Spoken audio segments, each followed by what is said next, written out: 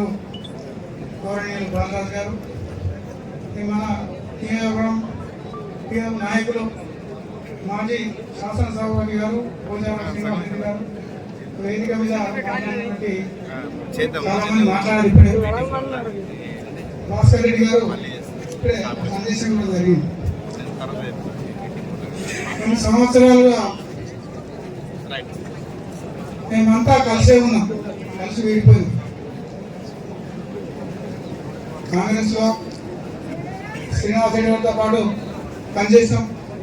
NT Ramarao గారు party పెట్టిన తర్వాత 84వ సంవత్సరంలో తెలుగుదేశం పార్టీలో ఆ తర్వాత 22 సంవత్సరాలు అన్నగారు తెలుగుదేశంలో ఉన్నారు. అప్పుడు శ్రీనివాసరెడ్డి గారు వెంబడి బాలరాజు గారు కూడా పనిచేశారు. పరిసర ప్రభావంగా జరిగినప్పటికీ ఈరోజు మరి ఇక్కడ వెలిపించినటువంటి అభిప్రాయం కార్యకర్తల్లో ఒక సందిగ్ధం. ఇన్ని రోజులు మేము కాంగ్రెస్ పార్టీలో పనిచేశాము కూడా మరి శ్రీనివాసరెడ్డి గారు సుదీర్ఘ రాజకీయ అనుభవం గల వ్యక్తి.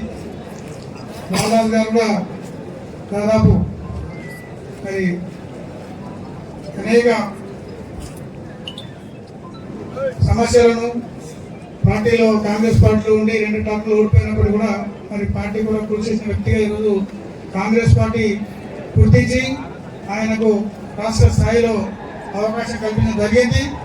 ఇప్పుడు ఇటు టీఆర్ఎస్ చేసిన కార్యకర్తలు కానీ కాంగ్రెస్ చేసిన కార్యకర్తలు కానీ ఎటువంటి అపనమ్మకం పెట్టుకోకుండా వారిద్దరి భుజస్కంధాలపై భవిష్యత్తును వారి భుజస్కంధాలపై మనం ఉంచి వారిద్దరిని సమిష్టిగా నాయకత్వంగా పార్టీని ముందు తీసుకుపోవాలని మనం చేస్తూ నాకు ఇచ్చిన అవకాశాన్ని